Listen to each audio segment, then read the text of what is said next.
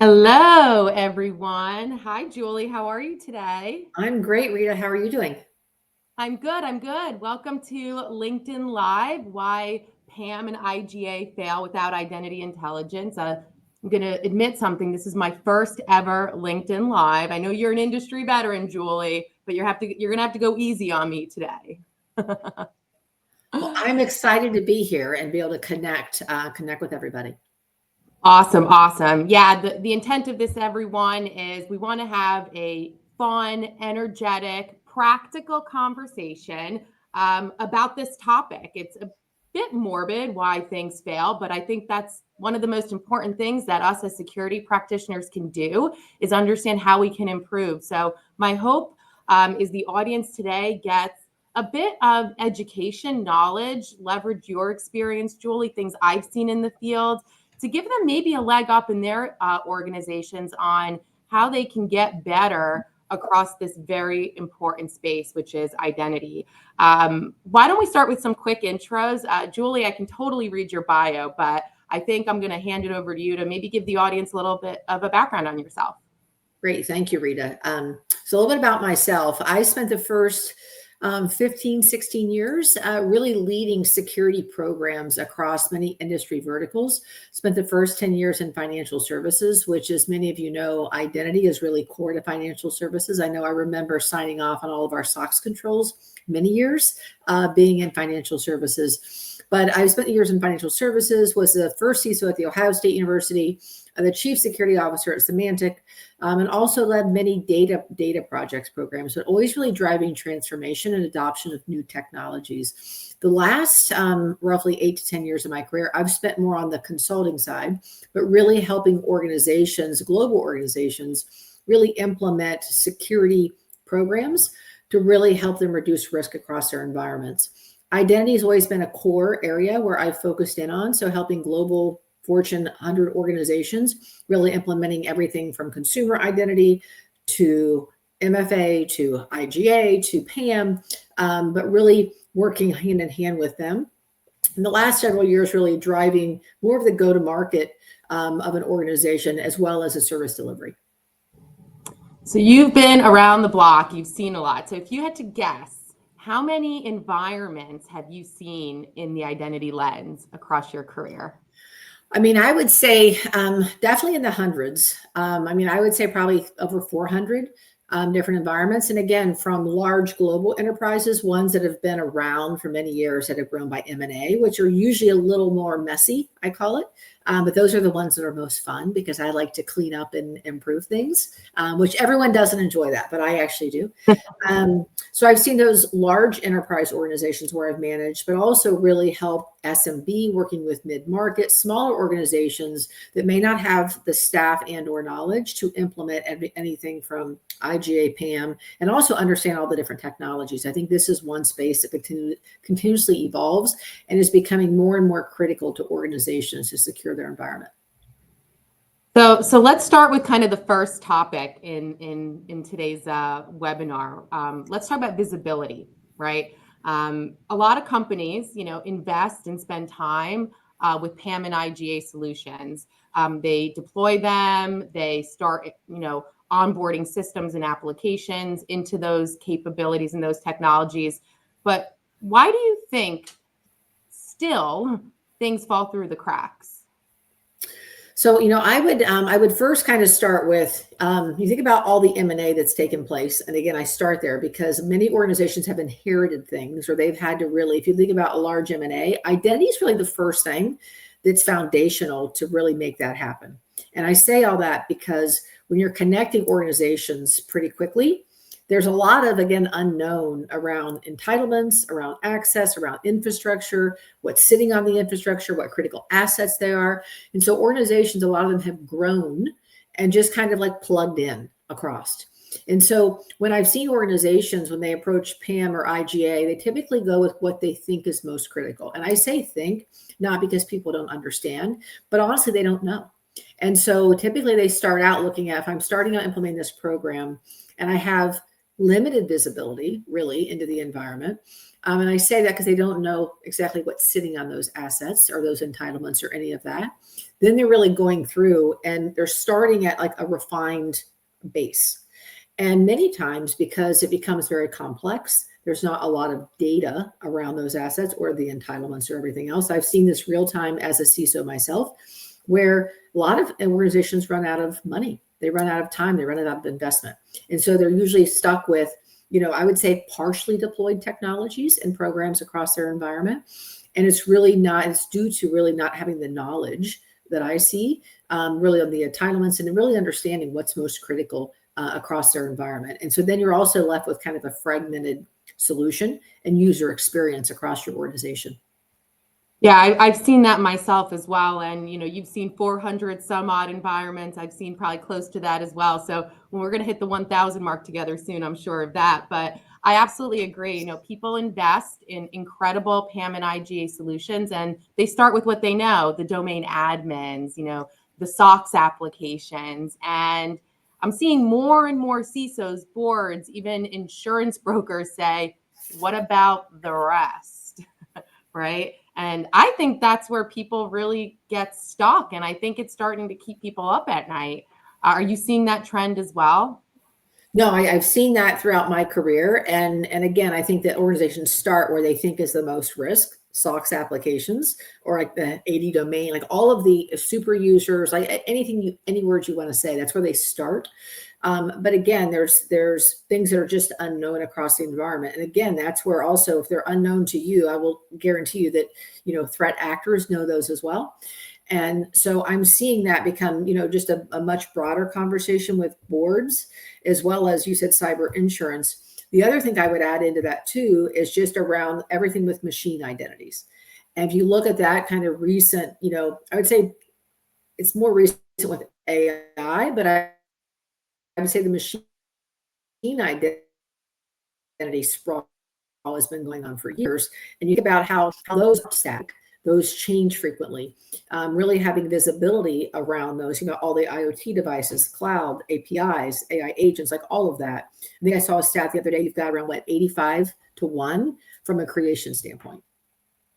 So it's such an interesting topic, kind of the sprawl of identity. And, what we've seen is kind of the more mature organizations that at least recognize that there's that gap in visibility. They try very hard to figure out even what do I have. They write some scripts, they get a list of stuff, but there's no context, right? So I think visibility is important to even define a little bit further. It's not just about getting that spreadsheet with thousands of rows of things, but it's about the context around it, right? What is it used for? Who owns it? What policies should be applied to these objects, right? And I say objects because even the concept and definition of NHI, you ask different people, they have slightly different definitions. I was on the phone with Jeff Hudson, another fellow advisory board member of ours, and he goes, I think I like machine identity better than NHI because is a cat something we have to protect?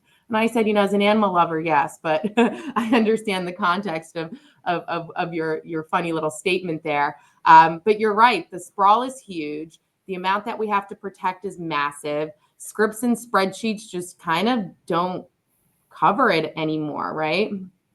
Well, no, and I think that that's where too on the kind of that entitlements. And what I've seen too is a lot of that information is tribal knowledge as well. And so I think with attrition and older organizations, they don't really have that knowledge on what those entitlements, like what do they have access to? Exactly. And it used to be institutional knowledge just kind of was good enough. And again, when you're seeing this kind of massive growth, and it's not R. Gurvich, right? That account is pretty easy to figure out who it is and what it's used for, but it's everything else, that crazy sprawl, all the tokens, the certificates, the API keys, in addition to things like shared accounts and service accounts. And it's a big problem. I want to ask you another question, but before I do that, I want to maybe pose a question to the audience here. I'm curious, for folks out there, do you have a PAM and IGA solution deployed? And if you do you think that you might struggle with visibility issues? And for the folks out there that are on the consulting world, what have you seen in the different companies that you service? How big of an issue do you think this is? I'd be curious to see these comments kind of roll in. And we'll come back to that. But, something else that's interesting, I've had too many dialogues with CISOs where they tell me that they may be scared to have visibility because once they know that there's a problem, they have a fiduciary responsibility to fix it, right? Which, by the way, I'm not supposed to product plug here, but that's why we focus on remediation just as much as discovery.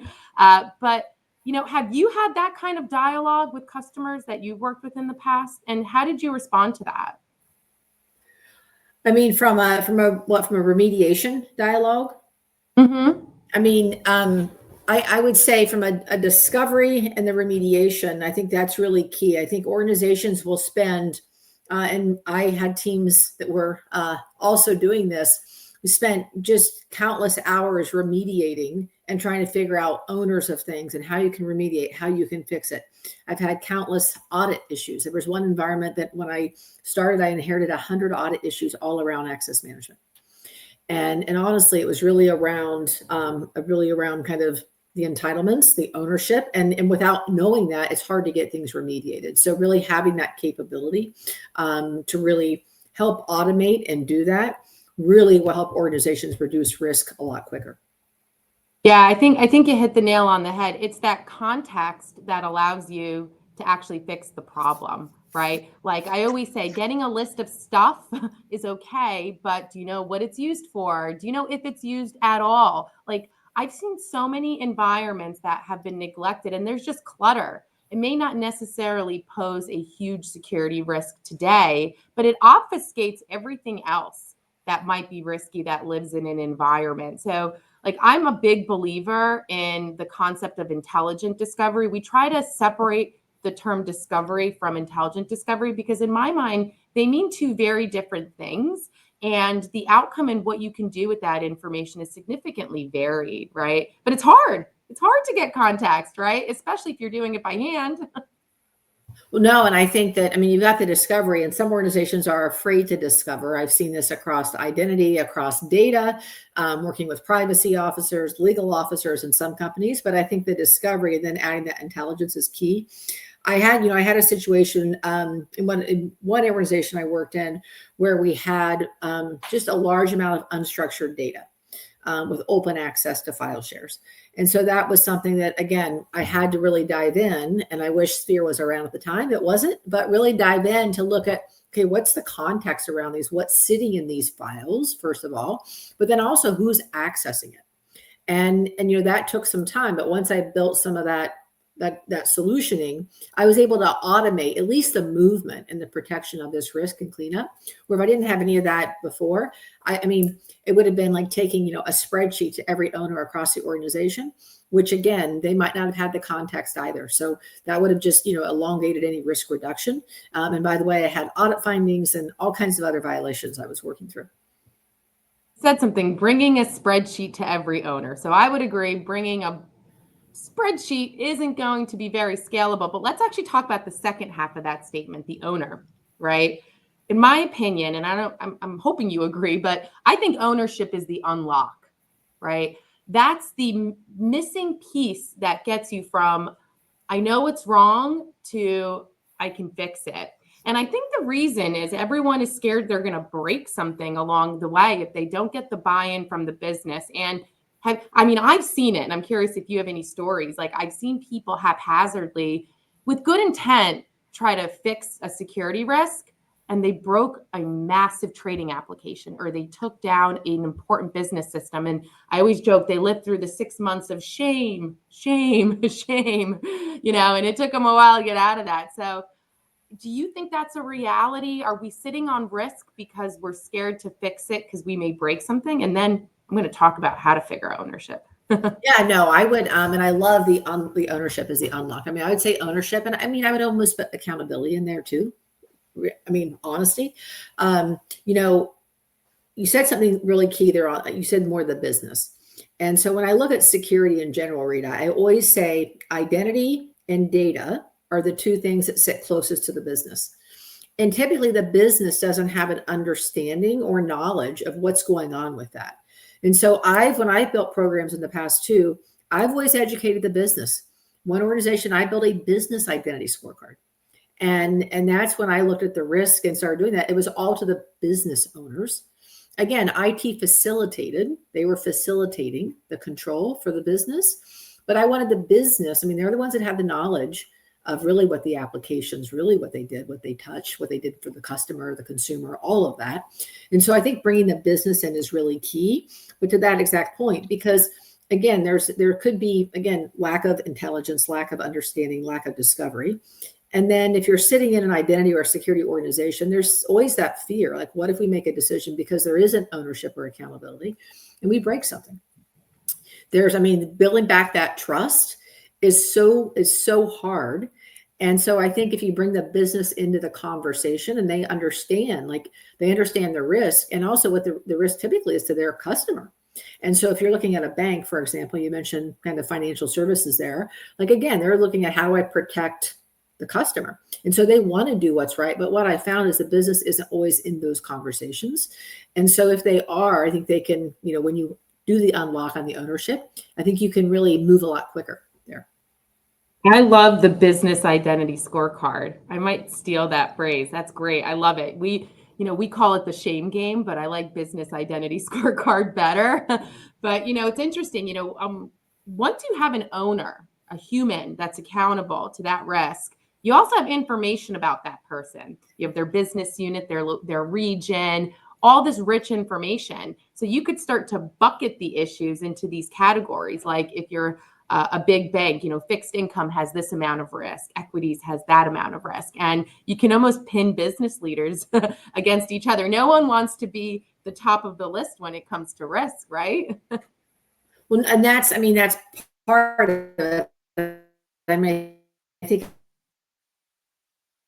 you always do kind of the shame programs. Like IT, you always have to really partner with the IT organization, and usually security sits within the CIO in that area.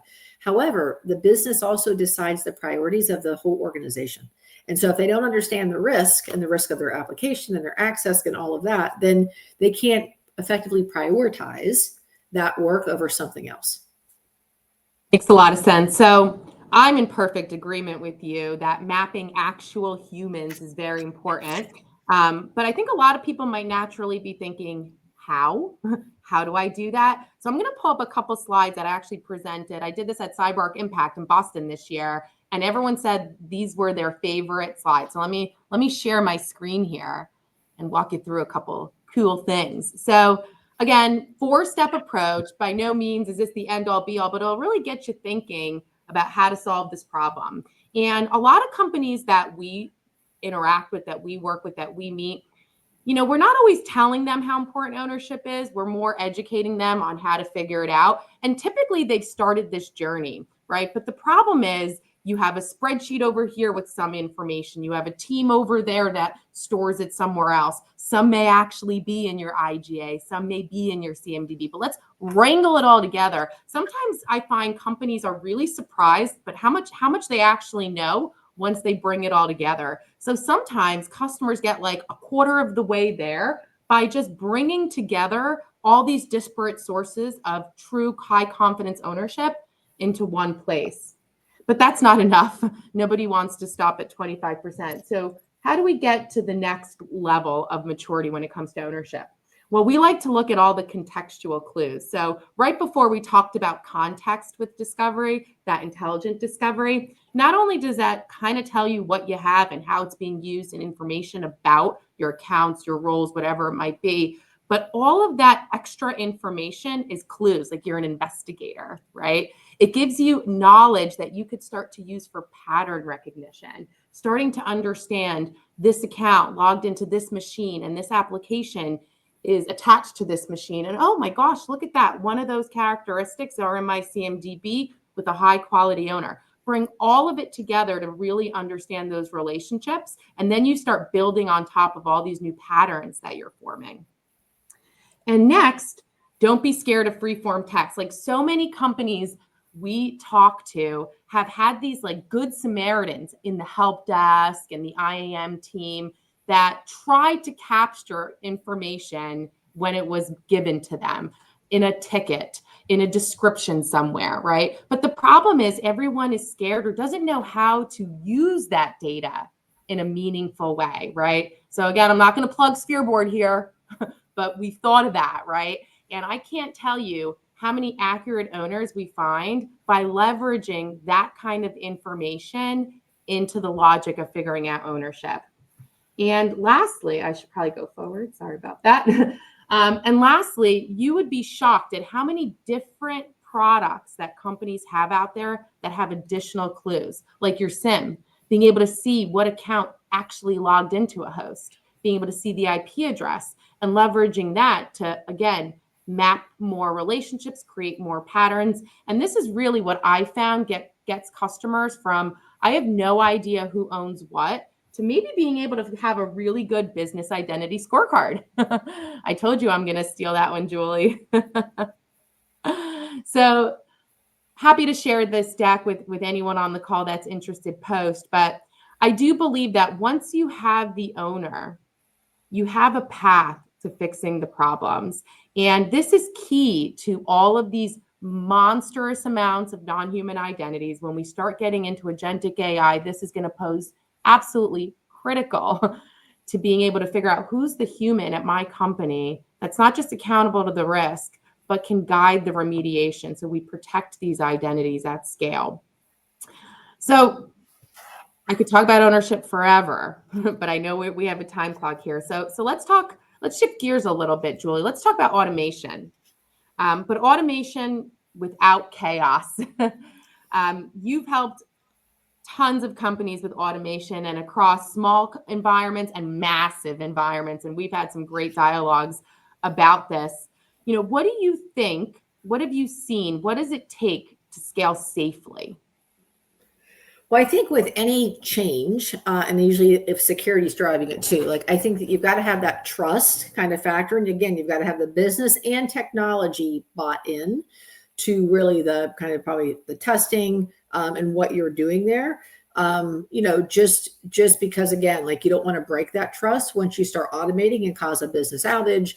I saw a lot of challenges back in many years ago, more on the PAM side, in vaulting and just credentials, getting access to those, which caused a lot of trust to break between the infrastructure and the identity team. To be honest, there. But I would, my recommendation, what I've seen too, is to be really precise up front and really understand kind of what you're going to automate, target that, and really, drive it around, put it all around risk reduction there, but really get the right people engaged up front on kind of that testing validation and doing it slowly up front. Again, and that way I've learned that early in my career, like getting buy-in and getting that support up front and then proving it, you'll be able to go 10 times faster down the road. And so that I think is really key. But then really having that intelligence, because again, I think that's where you talk about remediation. Like, again, if I look at like from a controlled perspective, that intelligence and that automation paired together is going to be really powerful going forward as just the identity sprawl, I think, gets larger and larger, but you have to have the intelligence and that trust built to do that. What have you seen, Rita? Just, I know before even coming into Sphere, you've been in identity for many years. We didn't do a proper introduction of you, so I'm sorry about that. But just interested more in like where you've seen organizations really successfully jump in from a kind of the automation and then even from the remediation aspect, because I think at the end of the day, that's what organizations need. And I see this not just in identity, you see it across vulnerabilities, across environments, and they're not there yet I don't think yet on the automated remediation there, but I think we're going to have to get there. Yeah, and I think this is what I've seen, right? I've seen companies invest in PAM and IGA, and they absolutely have automation in their worlds, right? Provisioning and deprovisioning, automatically rotating passwords, but bad data in, bad data out, right? And that's where that visibility with context that we talked about first comes into play. And to be able to effectively even do good provisioning and deprovisioning, do good entitlement reviews, you have to have the right owner, right? So that's where that second topic comes into play, right? But I've also seen that even once companies master some of that, there's still an appetite to move faster. And the PAM and IGA solutions that are out there, they weren't designed for this kind of crazy hygiene, right? Once you have that in place, they're fantastic at what they do, right? But it's about giving it the ability to perform at its best by having all of this rich information and across a clean environment, right? And that's where I believe there's limitations in IGA and PAM, which honestly allow tons of other really cool solutions to help clients integrate with those capabilities to really give them a full picture of what's going on and be able to sleep at night, that their risk is protected. But automation is absolutely pivotal, right? And I'm going to share in just a moment. We built this maturity model, and I'm sure you've seen some versions of this in your kind of passings as well. But a lot of this is actually based on automation, right? How does the automation and maturity intertwine, right? And if you kind of go left to right here, even at the very far left, that level one, there's still an element of doing something about it, not just sitting there blind, but a lot of it is manual. A lot of it is ad hoc, right? A lot of it is those basics. Start going a little bit to the right, and you're going to start to see the words well-defined, quantitatively controlled, continuous, right? Measurable, autonomous, right? In my opinion, that's the only way to get your head and wrapped around this problem and to get a handle of what's going on, but also to be in a position for ongoing compliance, ongoing security, forever risk protection. And Gartner said one really interesting thing to me. They said, the only way to shift from risk reduction to risk prevention is with good hygiene. So I really attach to that statement because I think it's absolutely foundational, right? Building models and controls on ugly, clean, messy environments, you're just hiding the real issues. So I'm curious, have you seen maturity models like this? Have you asked customers to look at this before?